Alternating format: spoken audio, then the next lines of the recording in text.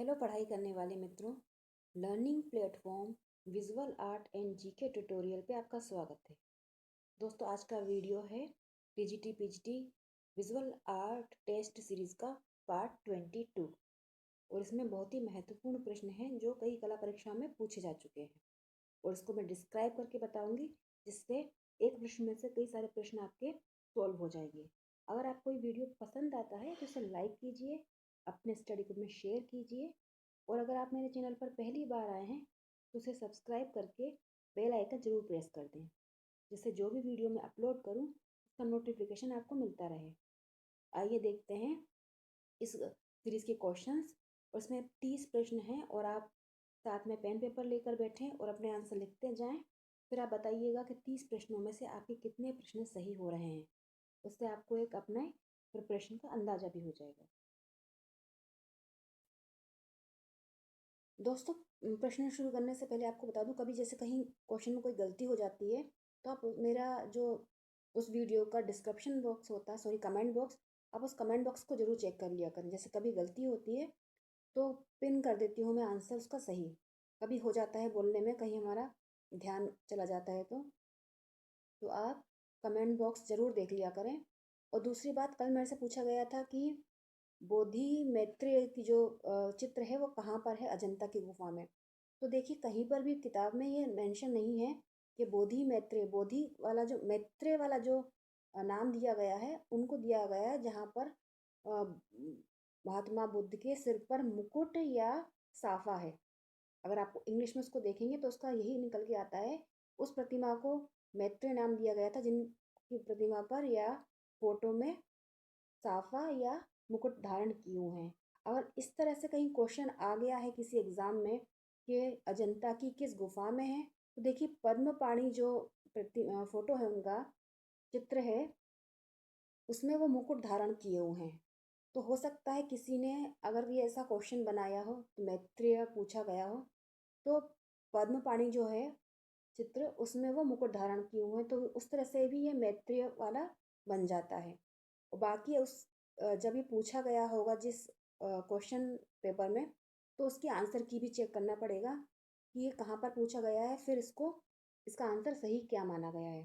तो मेरा जो कैलकुलेशन है उस हिसाब से मुझे लगता है कि ये फिर पद्म पाणी जो है उसको मैत्रेय माना जा सकता है, क्योंकि वो सर पर अपने मुकुट धारण किए हुए हैं। अब आइए इस टेस्ट सीरीज को देखते हैं। पहला क्वेश्चन है कि आविष्कृत क्रम में तकनीकों के सही अनुक्रम का चयन करें। तो इसमें जो टेक्निक के हिसाब से सबसे पहले आप ये याद रखिए कि जब भी ऐसे टेक्निक पूछी जाए तो सबसे पहले ड्राई पॉइंट जो है वो सबसे फर्स्ट आ जाएगा। अगर कहीं पर 2-3 जगह है, जैसे यहाँ पर 3 जगह है ड्राई पॉइंट, तो आप ये देखें कि सबसे लास्ट में क्या है, क्योंकि सबसे लास्ट में जो टेक्निक आई थी वो थी एक्वा टिंट। तो उस हिसाब से कैलकुलेशन करेंगे आप तो आंसर हो जाएगा यहाँ पर ऑप्शन डी। ड्राई पॉइंट जो स्टार्ट हुआ वो 15th अर्ली लेट सेंचुरी और 16th अर्ली सेंचुरी में स्टार्ट हुआ था ड्राई पॉइंट। और ये जर्मन कलाकार द्वारा स्टार्ट किया गया था एक्वा टिंट। और एक्वा टिंट का जो टाइम पीरियड बताया जाता है वो 1760 तकरीबन बताते हैं, फ्रांस में शुरू हुआ था। और जो इनग्रेविंग है, लाइन एचिंग, इसको लाइन इनग्रेविंग भी बोलते हैं, तो लाइन इनग्रेविंग या मेटल इनग्रेविंग ये मिडिल टाइम का है। तो इस हिसाब से हो जाएगा सबसे पहले ड्राई पॉइंट, फिर धातु उत्कीर्णन यानी कि मेटल इनग्रेविंग, फिर लाइन इनग्रेविंग, फिर एक्वाटिंट जो है सबसे बाद में आया है। तो आंसर हो जाएगा यहाँ पर ऑप्शन डी। नेक्स्ट क्वेश्चन है, सिल्क स्क्रीन प्रिंटिंग में प्रयुक्त सामग्री के सही क्रम का चयन करें। सिल्क स्क्रीन में देखिए आप, जो सबसे पहले तैयार किया जाता है उसमें फ्रेम तैयार करते हैं। सिल्क स्क्रीन में जब भी हम काम करते हैं तो इस हिसाब से सब सिंपल है ये कि सबसे पहले फ्रेम तैयार किया जाएगा, फिर एक्सपोजिंग टेबल, फिर प्रिंटिंग टेबल और स्क्वीज सबसे लास्ट में, जब उसका प्रिंट लेकर उस पर स्क्वीज किया जाता है तो ये सबसे लास्ट में होता है। तो आंसर हो जाएगा यहाँ पर ऑप्शन सी। क्वेश्चन नंबर 3 है, ये कुछ चित्र हैं यूरोपीय कलाकारों के, इनको सही क्रम में लगाना है कि किस हिसाब से ये कब बने थे। तो यहाँ पर मैं आपको वर्ष बताती जाती हूँ। इम्प्रेशन सनराइज क्लॉड मोने का है, सबको पता होगा। इसका टाइम पीरियड है 1872 से 74 के बीच में बना था। ये ऑयल माध्यम का है। 1872 से 74 के बीच में बना था ये, और 74 में ये एग्जिबिट हुआ था पेरिस की आर्ट गैलरी में, प्रदर्शनी में लगा था। दूसरा है ग्लास विथ एक्सिंथ। तो ग्लास विथ एक्सिंथ जो है वो है एडगार देगा का, और इन्होंने ये बनाया था 1875-76 में। 1875-76 का है ये, ऑयल माध्यम का है ये। स्टारी नाइट सबको पता है, बहुत प्रसिद्ध चित्र है वॉन गोग का, जो डच पेंटर थे, और ये उन्होंने बनाया था 1889 में। और मैन विद वायलिन, ये भी सबको पता होगा कि ये पिकासो का है। ये 1911-12 इसका टाइम है, 1911-12, और ये फिलाडेल्फिया म्यूजियम में है। और जो स्टारी नाइट है वो museum of modern art New York में संग्रहित है। तो देखिए हिसाब से ये आपको मैंने टाइम पीरियड बता दिया कि सबसे पहले हो गया इम्प्रेशन सनराइज 1872-74 के बीच बना, ग्लास ऑफ एक्सिंथ 1875-76 के बीच बना, स्टारी नाइट जो है वॉन गोग का 1889 में बना, सबसे लास्ट है पिकासो का मैन विद वायलिन जो बना 1911-12 में, और ये भी ऑयल माध्यम का है, और ये फिलाडेल्फिया म्यूजियम में संग्रहित है। तो यहाँ पर आंसर हो जाएगा ऑप्शन ए। ऑप्शन ए इसका हो जाएगा आंसर। नेक्स्ट क्वेश्चन हम देखते हैं नंबर 4, या छापा कला की क्रियाविधि में सही अनुक्रम बताना है। कि किस तरह से छापा जब करते हैं तो क्या प्रोसेस के क्या स्टेज रहती है। तो देखिए जब छापा कला करते हैं, या और भी ऑप्शन दिखाती हूँ आपको। सबसे पहले करते हैं रेजिन डस्ट, फिर करते हैं एसिड प्रूफ ग्राउंड, फिर नाइट्रिक एसिड, और जाहिर सी बात है प्रिंट सबसे लास्ट में लिया जाता है। तो यहाँ पर आंसर हो जाएगा ऑप्शन सी। नेक्स्ट क्वेश्चन है नंबर 5। इसमें दिया है कि डैश में रंगों को टपका कर, चिपका कर अथवा चित्रकारी की प्रभावशाली भंगिमा के साथ चित्र तल पर प्रयुक्त किया जाता है। तो ये जो प्रोसेस है किस तरह की है, मतलब किस में होता है ऐसा प्रोसेस। इसका आंसर है ऑप्शन ए, एक्शन पेंटिंग के सारे काम हैं। और एक्शन पेंटिंग जो सबसे प्रसिद्ध नाम है उस कलाकारों में एक्शन पेंटर, वो है जैक्सन पोलॉक। और ये जो एक्शन पेंटिंग जो शब्द आया वो सबसे ज़्यादा प्रभावशाली रहा 1940 से 60 के बीच में। 1940 से 60 के बीच में सबसे ज़्यादा ये प्रयुक्त शब्द रहा, और उस समय सबसे ज़्यादा काम भी हुआ। और जैक्सन पोलॉक जो थे उनका टाइम पीरियड था 1912 से 1956, बहुत कम टाइम उन्होंने काम किया, उनका एक्सीडेंट में डेथ हो गई थी। तो 1912 से 1956 उनका टाइम पीरियड है। नेक्स्ट क्वेश्चन है यूरोपीय कला में शास्त्रीयवाद के बाद प्रमुखवाद कलावाद है। क्वेश्चन नंबर 6 है कि यूरोपीय कला में शास्त्रीयवाद के बाद प्रमुख कलावाद कौन सा रहा। तो इसका आंसर हो जाएगा ऑप्शन सी, प्रभाववाद। जैसे कि मैंने आपको बताया कि जो सबसे प्रसिद्ध नाम है प्रभाववादी कलाकारों में वो है क्लॉद मोने का, क्योंकि प्रभाववादी कलाकार जो होते हैं उन्हें बाह्य स्थान चित्रण करते थे, तो प्रभाववाद को बाह्य स्थान चित्रण भी कहा जाता है। और क्लॉद मोने जो थे, जो उनका टाइम था 1840 से 1926। तो शास्त्रीयवाद के प्रमुखवाद जो आया वो आया प्रभाववाद। क्वेश्चन नंबर 7 है निम्नलिखित प्रिंट मेकर के लिए सही क्रम बताना है। ये सारे इंडियन प्रिंट मेकर हैं, इनका क्रम बताना है। तो यहाँ मैं आपको टाइम पीरियड बताती जाती हूँ कि सबसे पहले जो नाम आता है वो है वाई के शुक्ला जी का। इनका जन्म हुआ 1907 में। लक्ष्मण गौड़ जी का जन्म हुआ 1940। पलानी अप्पन जी का हुआ 1957, और अनंत निगम जी का सबसे बाद में है 62। तो ये है इनका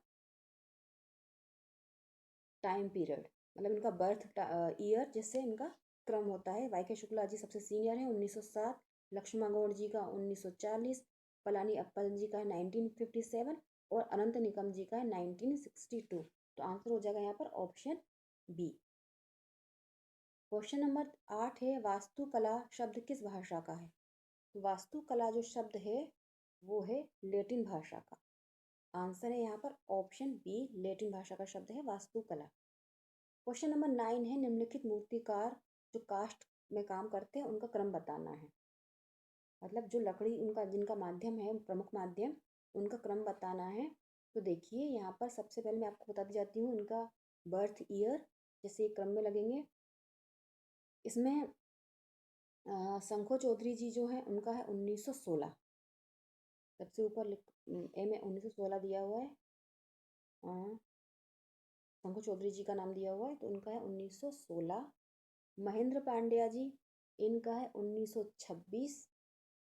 फिर हैं धनराज भगत जी, इनका है 1917। और चिंतामणि कर जी का ये है, इनका 1915। 1915 है इनका चिंतामणि कर जी का। तो सबसे पहले आ जाएंगे चिंतामणि कर, फिर आ जाएंगे शंखो चौधरी, फिर धनराज भगत और महेंद्र पांड्या सबसे लास्ट में। तो इस हिसाब से आंसर हो जाएगा ऑप्शन डी। ऑप्शन डी हो जाएगा इसका आंसर। चिंतामणि कर सबसे पहले, फिर धनराज भगत। चिंतामणि कर जी का मैंने बताया आपको 1915। फिर हैं धनराज भगत जी तो 17 है। शंकर चौधरी जी 1916। शंकर चौधरी जी का पहले आना चाहिए। शंकर चौधरी जी 1916 है। फिर आएगा धनराज भगत जी का, ये आ जाएगा नाम इधर पर, ये नाम इधर आएगा। और महेंद्र पांड्या जी का सबसे लास्ट में है 1926। क्वेश्चन नंबर 10 है, सिल्क स्क्रीन छपाई प्रक्रिया बहुत से अन्य क्षेत्रों में अपनाई गई है। तो क्योंकि उसका रीजन दिया क्योंकि ये सर्वतोन्मुखी माध्यम है। तो देखिए सिल्क स्क्रीन का जो है कि अपनाई गई सबसे ज़्यादा, क्योंकि ये बहुत फेमस भी और इजी माध्यम भी रहा। तो 10 का आंसर हो जाएगा, ये दोनों बातें सही हैं। आंसर हो जाएगा यहाँ पर ऑप्शन सी, ए और आर दोनों सही हैं। क्वेश्चन नंबर 11 है, प्रभाववादी चित्रकारों द्वारा किस प्रकार के रंग प्रयोग किए गए। तो प्रभाववादी चित्रकार जो थे वो सूरज के जो शेड पड़ते थे उसमें काम करते थे, धूप और उस तरह से। तो उन्होंने जो कलर यूज़ किए उनके वो कलर थे अमिश्रित और विशुद्ध। विशुद्ध व अमिश्रित कलर में उन्होंने काम किया है। क्वेश्चन नंबर 12 है, अभिव्यंजनावाद कहाँ से आरंभ हुआ। तो अभिव्यंजनावाद का जो उदय हुआ वो हुआ था जर्मनी में। जर्मन में शुरू हुआ था। उसके प्रमुख कलाकार जो हैं उनमें नाम आता है Ferdinand Hodler, Edvard Munch, James Ensor, Becker और एमिल नोल्डे। ये जो कलाकार हैं ये प्रमुख अभिव्यंजनावादी कलाकारों में इनका ये शामिल हैं। इनका नाम आता है, अभिव्यंजनावादी कलाकार हैं ये सारे, और अभिव्यंजनावाद शुरू हुआ जर्मनी से। क्वेश्चन नंबर 13 है, अभिकथन है कि काष्ठ उत्कीर्णन और वुडकट ने अभिव्यक्ति और प्रचार के लिए छपाई माध्यम का व्यापक रूप से प्रयोग किया गया है। और इसका तर्क ये दिया है क्योंकि काष्ठ आसानी से उपलब्ध माध्यम है और इसको उत्कीर्ण करना यानी कि इसको कार्विंग करना उसको ईजी होता है। तो ये दोनों बातें जो हैं वो सही हैं। तो आंसर हो जाएगा यहाँ पर ऑप्शन डी। ये दोनों चीज़ें बातें जो हैं कथन और अभी उसका रीज़न दोनों बातें सही हैं। क्वेश्चन नंबर 14 है, अभिकथन है कि बलवीर सिंह कट्ट ने मार्बल तथा बलुआ पत्थर की सर्वाधिक लंबी मूर्ति बनाई। और तर्क है, बलवीर सिंह कट्ट को सख्त सामान पर काम करना अच्छा लगता है। तो देखिए पहली बात तो सही है कि उन्होंने बनाई मार्बल में और बलुआ पत्थर की लंबी मूर्तियाँ, लेकिन उनको सख्त माध्यम पर ही काम करना पसंद है, ये बात गलत है। आंसर हो जाएगा ऑप्शन ए। और बलवीर सिंह कट्ट जी का जन्म हुआ था 1939 में रावलपिंडी में, जो पाकिस्तान का हिस्सा है। क्वेश्चन नंबर 15 है, इनमें से चित्र का तत्व नहीं है। तो चित्र का तत्व जो नहीं है वो है एकता। रंग रेखा आकार चित्र का तत्व है, एकता जो है वो चित्र का तत्व नहीं है। क्वेश्चन नंबर 16 है, विभिन्न श्रेणियों की कलाओं मंचीय कला, सिनेमा, शिल्प एवं चित्रण में यह आवश्यक है। तो सारे जो आर्ट फॉर्म होते हैं अलग अलग तरीके के, उसमें क्या चीज़ है जो आवश्यक है। इसका आंसर हो जाएगा ऑप्शन सी, संतुलन यानी कि बैलेंस, इन सभी में बैलेंस होना चाहिए,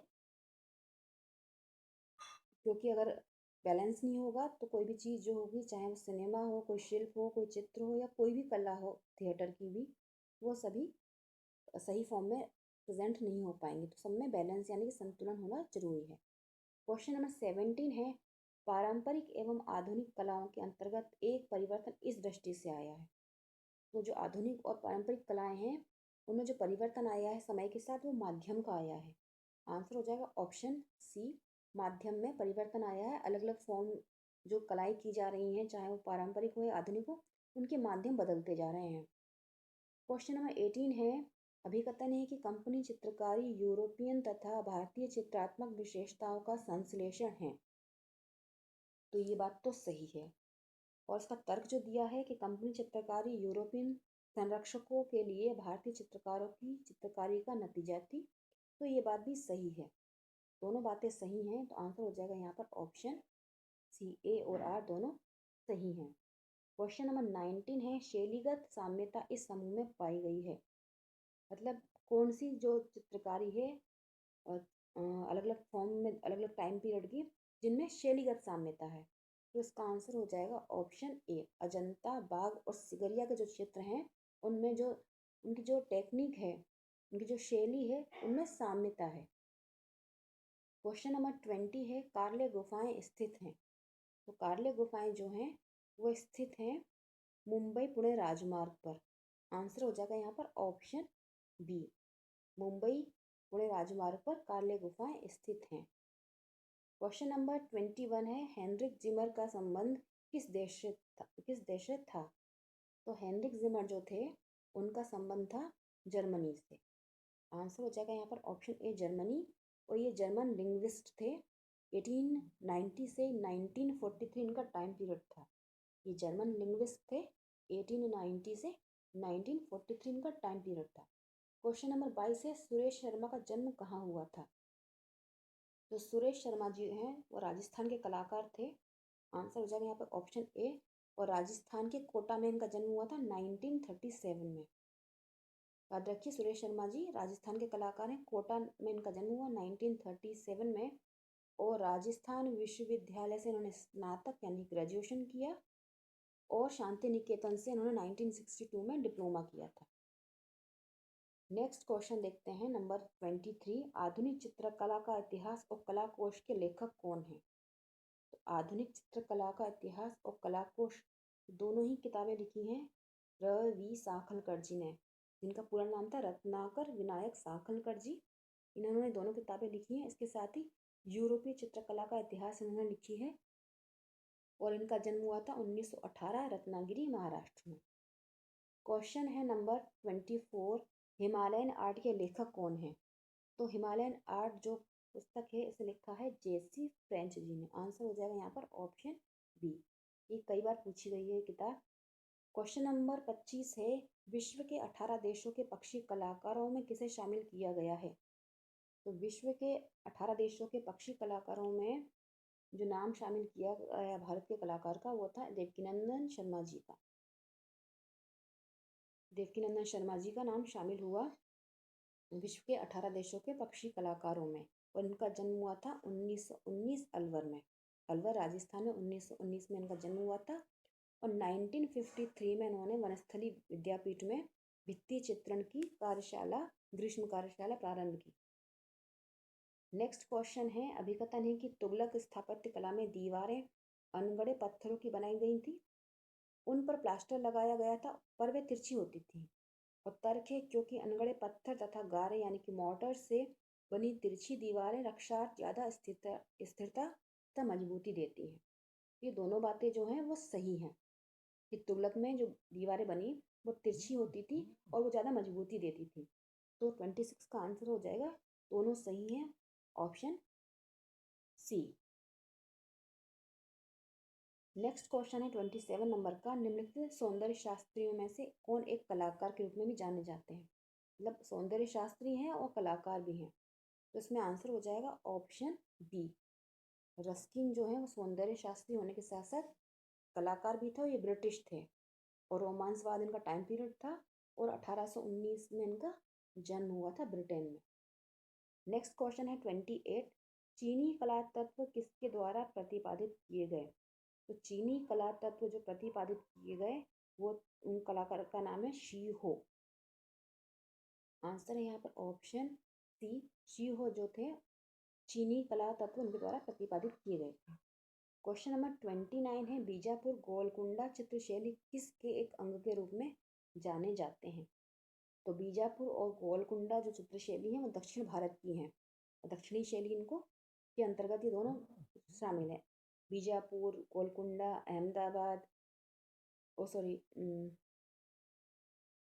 अहमदनगर की जो शैली थी वो सारी दक्षिण भारत की शैली में शामिल हैं। क्वेश्चन नंबर 30 है रामगोपाल विजयवर्गीय के गुरु कौन थे?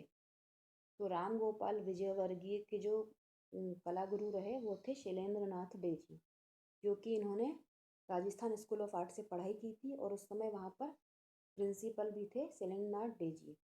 और रामगोपाल विजयवर्गीय जी का जन्म हुआ था सवाई माधोपुर में 1905 में और उनकी एक प्रसिद्ध चित्र श्रृंखला है मेघदूत, जो कई बार एग्जाम में पूछी जाती है। मेघदूत चित्र श्रृंखला कई लोगों ने बनाई है, शैलेंद्र नाथ डे जी ने भी बनाई है और रामगोपाल विजयवर्गीय जी ने भी बनाई है। और रामगोपाल विजयवर्गीय जी को पद्मश्री मिला था 1984 में। तो यहाँ पर आंसर हो जाएगा ऑप्शन बी, रामगोपाल विजयवर्गीय जी के गुरु रहे शैलेंद्र नाथ डे जी। तो दोस्तों ये थे 30 महत्वपूर्ण प्रश्न जो कला परीक्षा में पूछे गए हैं। आपको ये प्रश्न कैसे लगे?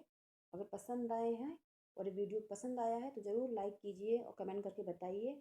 और 30 में से कितने प्रश्न आपको आपके सही हुए हैं वो भी लिखिएगा। और किसी भी क्वेश्चन में कहीं डाउट है तो वो भी आप कमेंट बॉक्स में लिखिएगा। अच्छे से अपनी पढ़ाई करते रहिए। गुड लक, जय हिंद।